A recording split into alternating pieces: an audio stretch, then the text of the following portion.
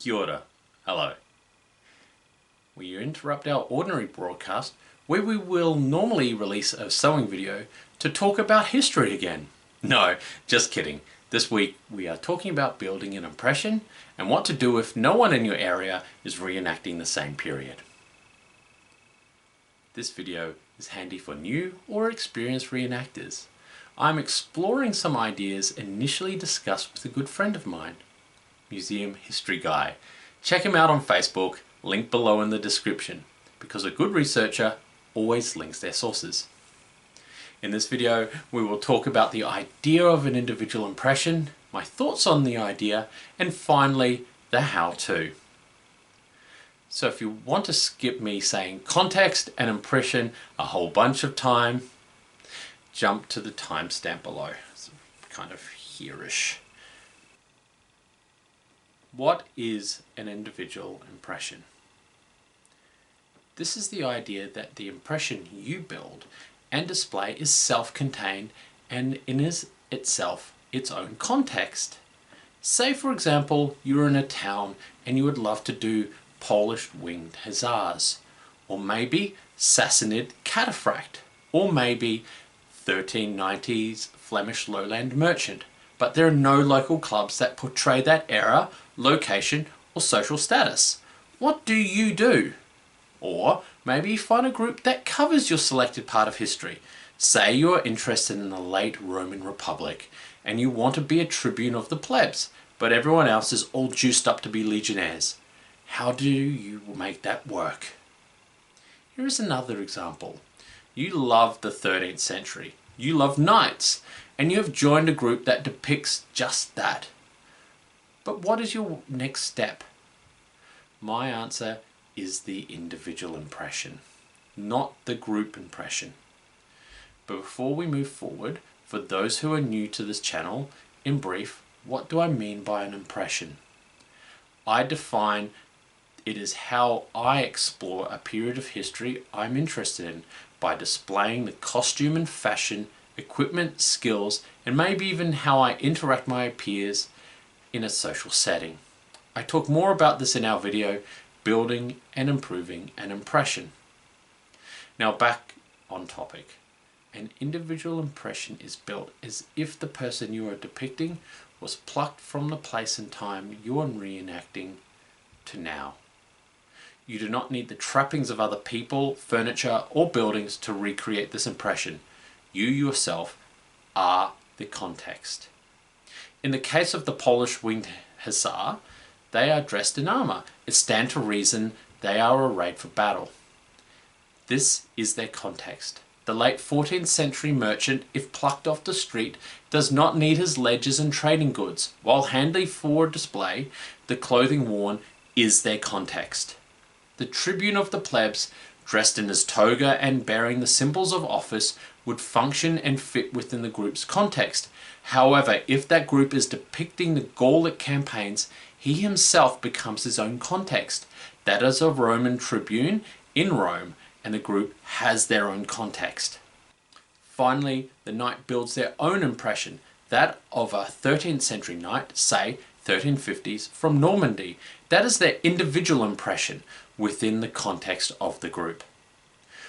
I have said impression and context a lot of times in a row without getting really to the point.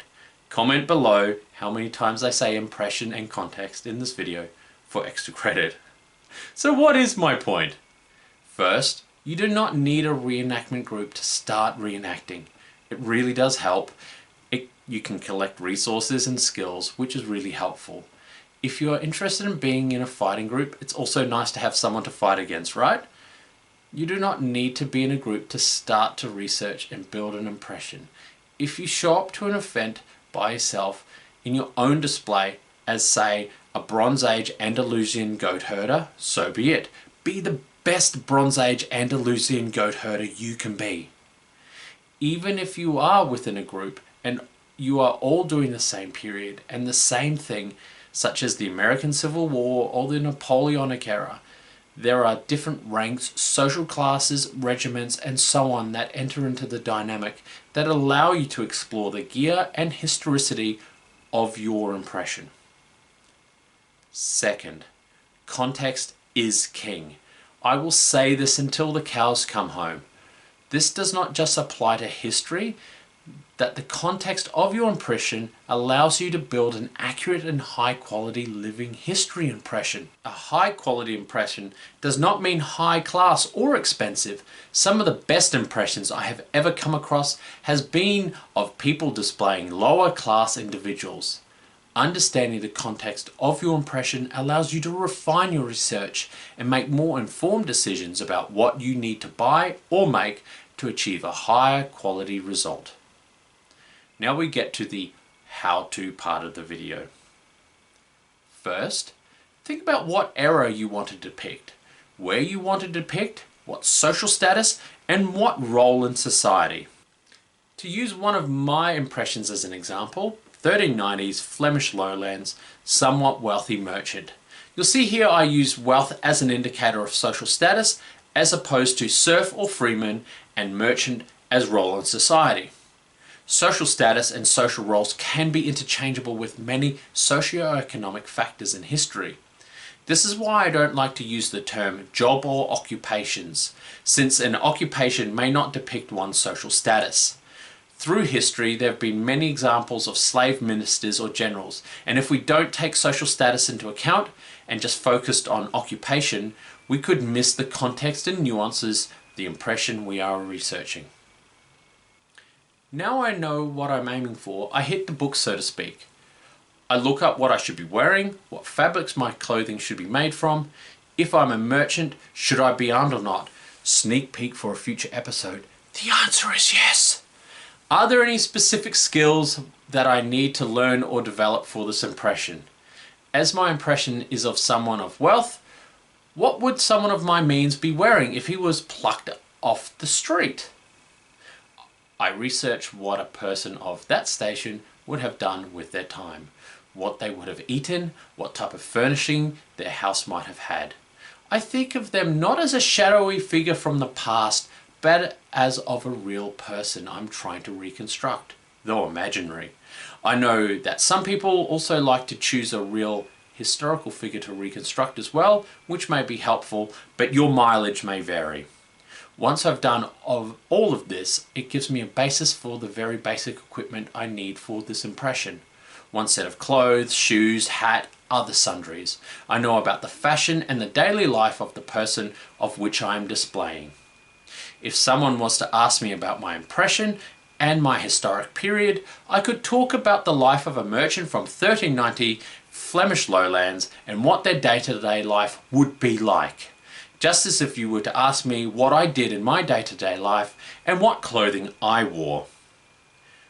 I do want to make a big distinction here between creating a persona and informing oneself about their impression. I know many people do create personas. This is not something I do, and of which I have opinions best expressed offline. This is about having a foundation to help you build your research from. It is my belief that many impressions you have can be greatly improved by focusing on your own context and researching one basic set of equipment and skills to display that impression. It is often clear to me that people focus on the fighting part of their impression, for example, and other parts are forgotten until they need to buy their gear. Fighting is just another skill that you need to master for your impression to be historically accurate. Now, not to turn this into a "you're all fighting wrong" video, which again, we need to put into the "I have views best left offline" basket. I think we can all agree, for example, that one would not employ Morosso in fighting in a Roman formation. This is where historic context becomes important to reenactment combat, and your impression as well. Understanding the context of your skills, the equipment you wear and use, all form part of your individual impression. It is when you can bring this together and you're able to understand the whys of things. This is when living history happens. To use the close to period tools, skills and materials, you start to reproduce the same results as the original items or techniques you are setting out to recreate. This becomes a magical moment and is a transformative experience. when you understand the why of things, why they stitch buttons in a certain way, or why a fighting manuscript depicts a strike like so-and-so. It is because that is the most effective way to do things with the tools they had at hand. They did not have YouTube videos to show us how. We need to figure this out for ourselves. This is a process, and it all starts when you take the leap into your individual impression. Whew, that got really intense, right? I felt really passionate about this one while writing it. I've been sick since I put out my chaperone video a while ago, and I've been struggling to keep up with content. I'm really starting to feel much better now.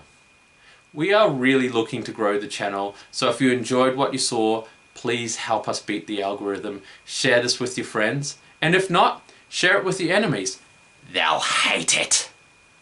And until next time, remember to stay safe, have fun, and keep reenacting.